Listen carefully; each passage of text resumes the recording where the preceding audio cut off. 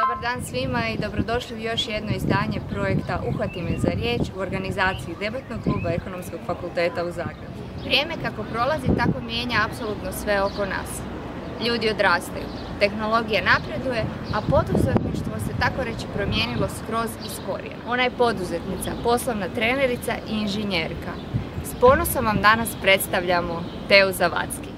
Evo još jednom dobar dan svima, danas je s nama Teja Zavadski. Teja, dobar dan. Dobar dan. Kako si? Dobro sam, kako si ti? Odlično. Evo, s obzirom da si dobra, ali možda malo imaš tremu, danas ćemo tu tremu razbiti sa bliz pitanjima, pa ako si sam možemo početi. A su mi najdraža. Apsolutno. Burger ili salata? Pizza. Ako smijem. Smiješ. Da li bi na jedan dan bila nevidljiva ili letjela? Letjela. Čak i sanjam da letim ponekad. Super je. Iznad cijelog svijeta ili samo jedno područje? Područje i nije mi bitno ono što vidim, nego samo iskustvo letenja, mislim. Super.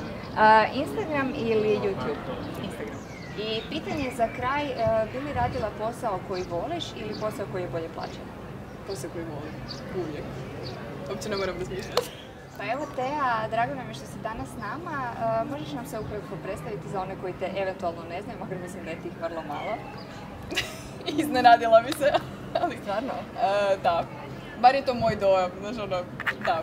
Možda je različita percepcija. Još te ne love po ulici za autograme. Teja Zavadski, to si vjerojatno ispomenula u uvodu. Inženjerka koja oduvijek nije znala što želi biti kad naraste i onda sam nekako završila spontano inženjerstvo.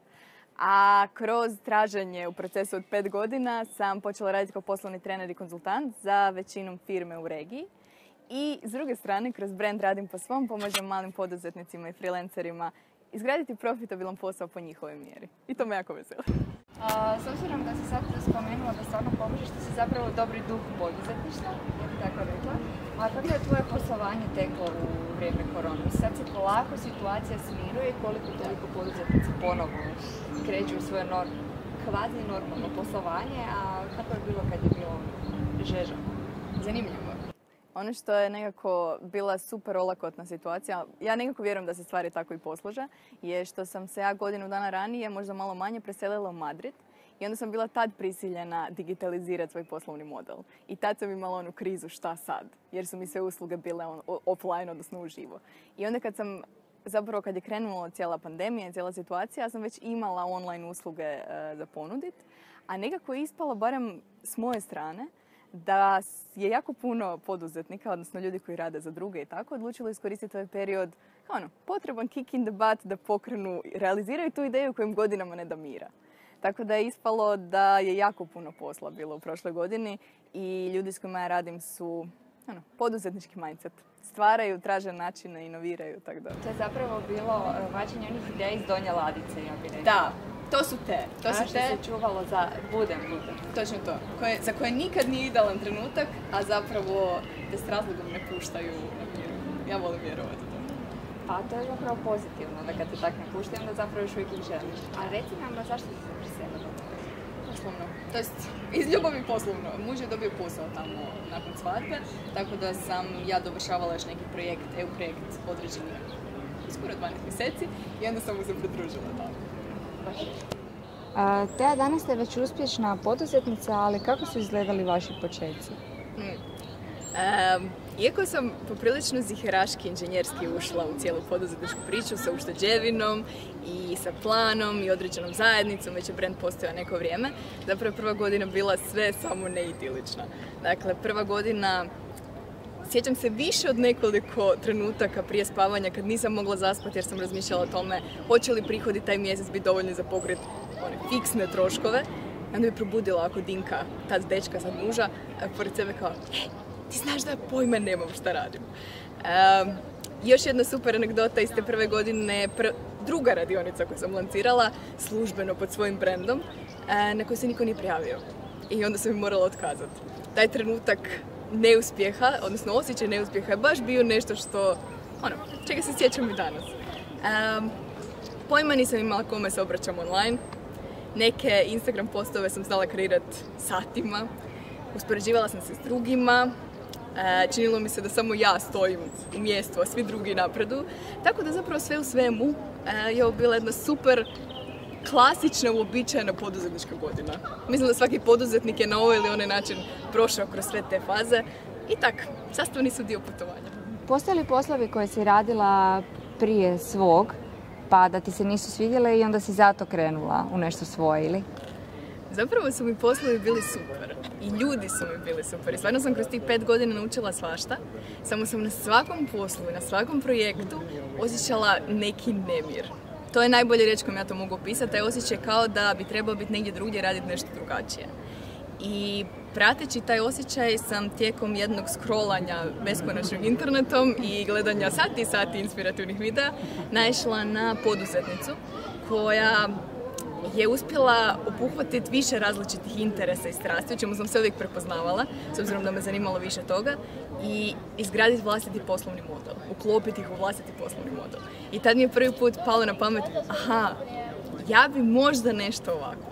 Jer do tada i tijekom studiranja i tijekom tih prvih godina u poslovnom svijetu, svi poduzetnički primjeri oko sebe koje sam gledala nisu sa mnom rezonirali. Jer nisam htjela imati, 1000 zaposlenika i biti vezana za velike poslovne zgrade i raditi 12 sati dnevno. I onda, gledajući sve te primjere, se nisam identificirala kao poduzetnik. Zapravo sam tražila bilo koju drugu opciju koja nije poduzetništvo, sve do tog jednog aha momenta kad sam shvatila da poduzetništvo može izgledati drugačije. I super je što danas postoji sve više takvih primjera i kod nas, gdje ljudi grade lifestyle biznis po svojoj mjeri, na svoj način. I mislim da je to super. Ovo što si ti sada nama ispričala svakako bi se složilo sa izrekom tko ne riskira, taj ne profitira. I možeš li nam ti reći, slažeš li se ti s tim, odnosno kako biste sebe opisali, kao osobu koja voli riskirati ili neko ko je ziheraš? Mislim, s obzirom na ovo što si nam sada rekla, ja bih rekla da si osoba koja voli riskirati, ali do koje mjere? Definitivno ne.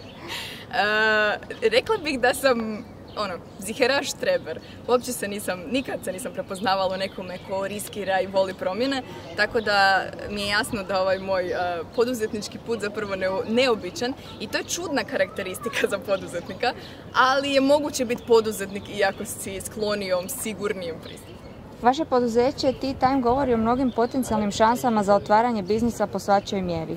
Svojim edukacijama i prijenosom znanja omogućujete razvoj poduzetništva. Pa smatraš li, Tea, da te fakultet dovoljno pripremio za ovo što danas radiš? To je super pitanje i razumijem da imamo velika očekivanja od tih 5 godina studiranja i razumijem da postoji puno prostora za napredak samog sustava. S druge strane, ono što ja nekako kako volim gledat na proces studiranja je na kome je ta odgovornost. Odnosno, fakultet nas često ne može natjerati da se aktiviramo u studentskim udrugama, da sudjelujemo u studentskim natjecanjima, da radimo studentske poslove, odnosno da iskoristimo svaku priliku koja nam se nudi tijekom tih 5 godina studiranja. I kad sad pogledam ljude koji su kasnije pronašli neku svoju priču, izgradili svoju priču, to su ljudi koji su preuzeli odgovornost. I ono što možda nisu našli unutar standardnog službenog sustava, što je nemoguće. Prerazličiti smo da bi nam sustav svima dao sve baš ono što nam treba. Oni su to našli drugdje. Oko sebe ili online, što je danas super opcija jer online postoji apsolutno sve što nas zanima. Tako da, čak i da nije, svatko od nas ima priliku pronaći to oko sebe sam i mislim da je to super motivirajuće. S obzirom da smo sada riješili to pitanje sa fakultetom, sada me zanima, smatraš li da je poduzetništvo u Hrvatskoj ima potencijala za napredak, odnosno je li rizik od neuspjeha presudan faktor za neulazak u poduzetništvo? Mislim da poduzetništvo ima potencijal za napredak, odnosno mislim da ćemo jako puno dobrih poduzetničkih priča tek čuti u području Hrvatske i regije. Posebno u godinama koje slijede, koje ne mislim da će biti jednostavne, mislim da će biti izazovne i mislim da će u njima biti dosta neuspjeha. A S druge strane, takve situacije zapravo tjeraju ljude da inoviraju i traže nova rješenja. Tako da mislim da će poduzetništvo tek biti zabavno godinama koje dolaze. Posebno ako gledamo ove kreativne industrije, freelancere, lifestyle poduzetništvo, ljude koji razumiju da svojom ekspertizom i iskustvom mogu zapravo raditi od bilo kuda na svijetu, online. A što se tiče neuspjeha, znam da je to super tema i znam da se o tome jako puno priča na Balkanu. S druge strane, čim se malo maknemo s Balkana, ljudi ne pričaju, gotovo da ne pričaju o tome. I sve je stvar odgoja. I toga sam potpuno svjesna i sama sam osjetila taj strah u x trenutaka tijekom svoje karijere poduzetničke. S druge strane, jedna anegdota s prvog posla mi je pomogla u tome da me strah od neuspjeha ne zaustavi u realizaciji svoje priče poduzetničke. Dakle, na prvom poslu na kojem sam tada radila sa tadašnjim šefom zatekla sam se u razgovoru gdje mi je postavio zapravo vrlo jednostavno pitanje. To je koji je najveći neuspjeh koji si do sada doživjela. I meni je bilo toliko neugodno jer jedini odgovori koji su mi padali na pamet su bile neke stipendije za koje sam se prijavila pa ih nisam dobila i neke konferencije na koje me nisu pozvali. I negdje u tom nespretnom monologu me zaustavio i rekao, ok, ako su ovo tvoji najveći neuspjesi do sada, to samo znači da nisi probala dovoljno toga.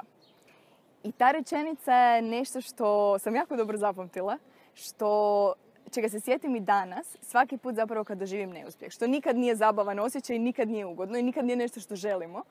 A s druge strane, danas kad ga doživim, zapravo se sjetim, ovo će biti super priča jednog dana kad ću pričati priču o uspjehu i pričati te korake koji su bili potrebni do tada.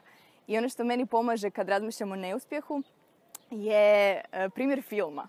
Dakle, kada bismo pauzirali neki film, u trenutku tamo negdje na sredini, kada se glavni glumac po prvi put suoči sa konfliktnom situacijom, sa izazovom, zapravo bismo stali na pola priče.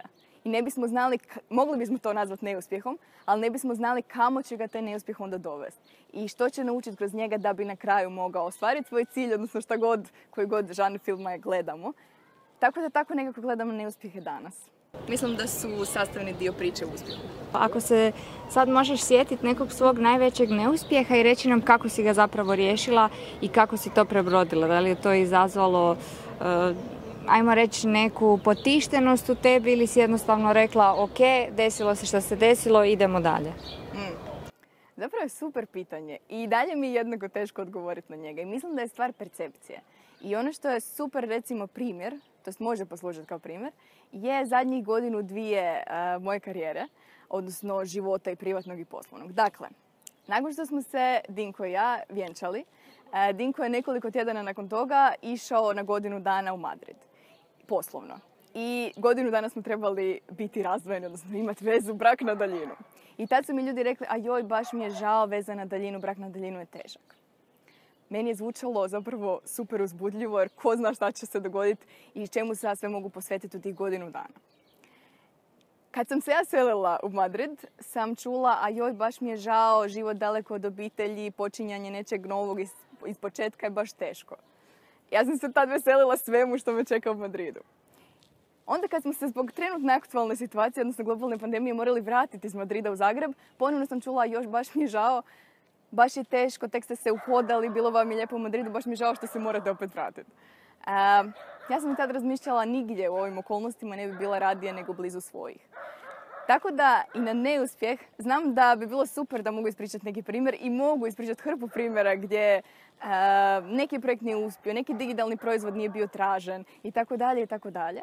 Međutim, sve je stvar percepcije. I danas na svaki od njih gledam kao na super primjer kada me netko pita koji je najveći neuspjeh koji sam doživjela.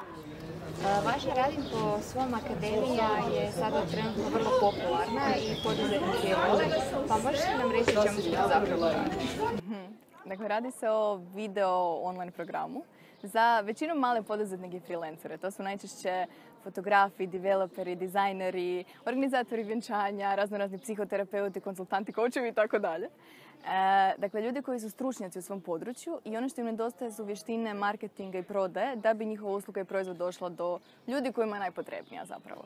I to je nekako glavni cilj akademije, pružiti kroz online module, program i podršku zajednice, pružiti fokus i konkretne korake do, na primjer, poslovnog plana po njihovoj mjeri.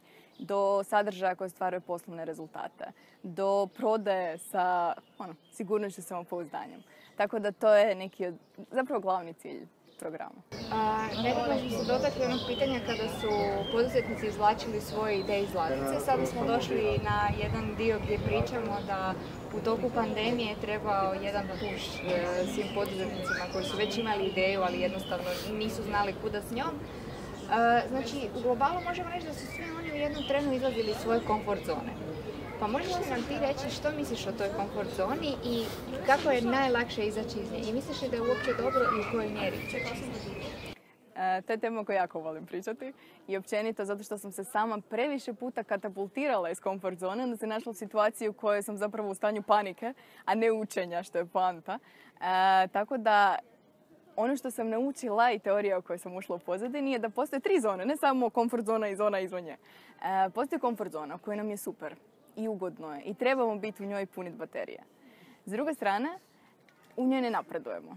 I ono što nekako se često dogodi s ljudima s kojima pričam je da rade isti posao 9 do 5 i okruženi su istom rutinom i rade iste stvari iz dana u dan i nisu u tome, nemirni su, ajmo tako reći, u toj uobičajenoj komfort zoni.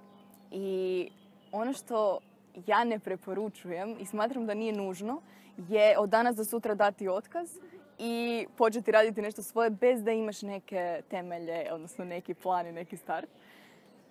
Puno draži pristup mi je onaj postepeni. Ne moramo se katapultirati iz komfort zone. Mislim da je puno prirodniji pristup da napravimo mali korak u pravom smjeru. Odnosno da balansiramo nekako na rubu te komfort zone, odnosno u zoni učenja gdje stvari jesu izazovne, nove su, ali napredujemo. Dovoljno su nam bliske da možemo raditi na sebi, savladavati neke nove vještine. I to ne moraš, ako želiš recimo, snimat YouTube video općenito. Ne moraš snimiti odmah, stati pred kameru, riješiti svu tehnološku pozadinu i snimiti video od 18 minuta. Dovoljno je za početak snimiti video story od 15 sekundi. To je skroz ok prvi korak. Tako da nekako volim taj pristup i poduzetništvu. Ajmo definirati koji su ti mali koraci i onda raditi jedan po jedan i rast kroz to i razvijati vlastite vještine da bi ostvarili velike ciljeve. Pa evo, s obzirom da smo sad pričali o toj nekoj komfort zoni, a nekada je ljudima komfort zona rad od 8 do 4, a nekima je opet komfort zona da oni budu cijeli dan zaposleni, da su oni cijeli dan u nekom uvidu. Što bi ti preporučila? Što je bolje? Rad od 8 do 4 ili ipak cijelodnevni pa da se to rasporedi? Evo, sad smo već neko vrijeme radili od doma i taj cijelodnevni rad je bio najčešći. Je. I mislim da smo sad svi shvatili šta fleksibilan rad od doma nosi sa sobom i kako zapravo izgleda. Daj mi reci šta tebi trenutno zvuči privlačnije. Sad ja malo okrećem. Pa evo, meni trenutno zvuči privlačnije cijelodnevno, zato što i sad trenutno tako funkcionira. A onaj rad od 8 do 4 i s obzirom da sam u marketingu, mislim da je to nemoguće. Ima nešto u tome, s obzirom na industriju. Da. Nešto, ljudi s kojima pričam zapravo ovisi o trenutnoj životnoj fazi. Ima ljudi i razumijem. To se slažem. Ja se slažem s tim. Točno mogu zamisliti sebe u nekoj životnoj fazi u kojoj ću htjeti raditi od 8 do 4 i onda se posvetiti nekim drugim prioritetima u životu i mogu u potpunosti razumjeti ljude kojima je to trenutno model kojim paše. A onda imaju periodi u životu kad nas jako veseli izazov i posebno kad radimo ono što volimo. Onda i 12 sati dnevno proleti, odnosno ne djeluje kao 12 sati dnevno. Tako da ako te tih 12 sati dnevno puni i osjećaš da kroz njih rasteš, ko sam ja da kažem da to nije balans. Tako da ja sam trenutno isto u ovoj fazi u kojoj si ti i to me jako veseli. Trudim se postaviti sama sebi neke granice, kao radim samo do tada, odnosno ovo je krajnji rok u danu kad ću zatvoriti laptop. I volim se isključiti offline. Tako da mislim da je važno brinuti o sebi i ako radimo puno, ali ko kaže da to nije dobro. Teja, možeš li nam objasniti svoju teoriju aha momenta i što je po tebi važno tu? To pretpostavljam da se referiraš na ovaj aha moment kad sam našla nekoga ko radi nešto slično što bi ja htjela raditi. Da. Imam osjećaj da svatko od nas zapravo zna što želi raditi. To je sad hipoteza. I moguće da sam u krivu. Ali nekako kroz odrastanje i savjete izvana i rečenice kao što to nije profitabilno, potisnemo te neke stvari ili zaboravimo skroz na njih. I ja zadnjih par godina, posebno od kad sam u poduzetništvu, jako treniram vlastitu intuiciju, odnosno taj osjećaj iznutra koji ti kaže ovo zvuči zanimljivo i želim znati više o tome. Ili onaj instant ne, koji uopće ne znam kako bi ti opisala kad bilo se radi o poslu, o projektu, o klijentu, o pozivu za bilo što, na koji ti onak instant osjećaj negdje... Leptirići, ja nisi zaljubljena. Ili su leptirići, ili je kao, ne. Da. Ja nekad mislim da imam dvogodišnjaka negdje, unutra, koji krene onako, ne. Ovo nećemo raditi. I što više nekako slušam taj osjećaj unutarnji, to mi je lakše donositi odluke.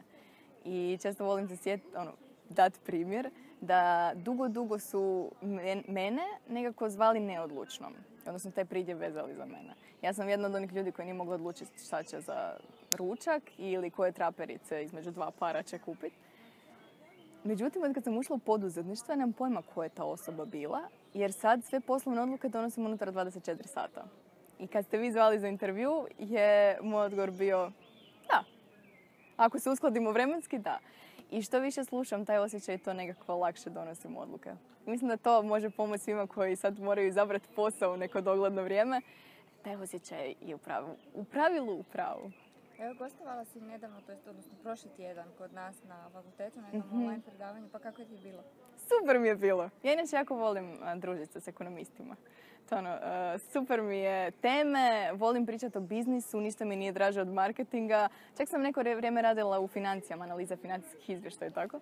Tako da mi je super družiti se s vama, a radionica je bila posebno zanimljiva jer smo pričali baš o tome. Od diplome do posla koji voliš. Znam kog je izazov. Ali dobro je što imaš iskustva od svuda. Malo, kako je tebi bilo kad si ti krenula u to? Da li ti je, ne znam, išla si predavati negdje papire i to pa ti je neko rekao na šalteru kao major? Što najbolje da, izazovno mi je između ostalog zato što ja nisam imala loših iskustava u poduzetništvu do sada. U kontekstu toga da sam žena. Ja sam imala puno veće komplekse zbog toga što nisam psiholog ili ekonomist. To su mi bili puno veći strahovi i izazovi u glavi. Tako da, srećom, nisam se susrela sa ovim rečenicama. Imam super primjer zapravo, ali mislim da nije veze s tim da sam žena. Jedan od prvih poslovnih, možda jedini poslovni inkubator u koji sam došla i onako pripremala se tjedan dana, prezentaciju pripremala kako bih prezentirala svoju poslovnu ideju. Nešto sam dobila samo vrlo kratku rečenicu, to ti u Hrvatskoj ne prolazi. Mislim da to mnogi čuju, nažalost. Tako da nisam sigurna koliko imalo veze s tim što sam žena, više sa konceptom online edukacije. I Hrvati ne vole učiti online. Iz mog iskustva ljudi sve više uče online, tako da se to pokazalo. Zapravo, znaš što?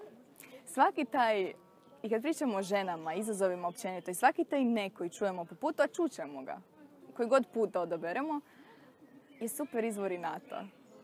One motivacije kao, kad ostvarim taj cilj, bez obzira na tu tvoju rečenicu, možda se neću vratiti i reći, rekla sam ti, ali je dobar osjećaj. Ko se zadnji smije, najslađe se smije. Mislim da je to išlo po toj liniji. To, jer nešto što mi je tad bilo užasno, baš teška situacija. Danas kad se sjetim toga sam super vesela i sretna i zapravo me jako veseli. Baš mi je drago zbog tebe. Evo, Teja, možeš nam za kraj reći neku svoju poruku studentima? To su velike riječi za kraj. Sad bez pritiska. Da, no pressure. Sad napravi jednu fabulu svega što si nam rekla do sad. Sumirano. Šalim se. Kad sad gledam neko svoje, sad ću gledati u kameru kao. Kad gledam sad svoje iskustvo poduzetničko, posebno proteklih nekoliko godina, ono što bih rekla i što mislim da je važno naglasiti je da ako imaš neku ideju ili imate neku ideju koja vas iz bilo kojeg razloga ne pušta na miru, želite razviti neki proizvod ili uslugu ili platformu, što god to bilo, zbilja vjerujem da imate s razlogom. I poduzetništvo danas je puno jednostavnije, u smislu dostupnije i izazovnije i uzbudljivije nego što je možda bilo prije. I puno je različitih primjera poduzetnika koji grade svoju priču i koji pokušaju i onda zaključe da poduzetništvo možda nije za njih i promjene industrije i kroz to steknu neprocjenjivo iskustvo. Tako da, ako vas nešto vuče u tom smjeru, mislim da, bilo bi super slušati taj osjećaj. Evo, s obzirom da si nam rekla da bi bilo super slušati taj osjećaj, Teja, ja ako krenem u poduzetništvo svakako ću ti se javiti pa da čuješ kako mi je. Dogovoreno. I hvala ti puno na svim riječima i hvala ti puno što si danas odradila s nama ovaj intervju. Bio je jako inspirativan. Nadam se da će takav biti i našim studentima. A vi, dragi naši, ovaj intervju moći ćete pogledati na našem YouTube kanalu Debatnog kluba Ekonomskog fakulteta u Zagrebu, a poveznice na njih biti će na Facebook stranici i Instagram profilu. Vidimo se uskoro.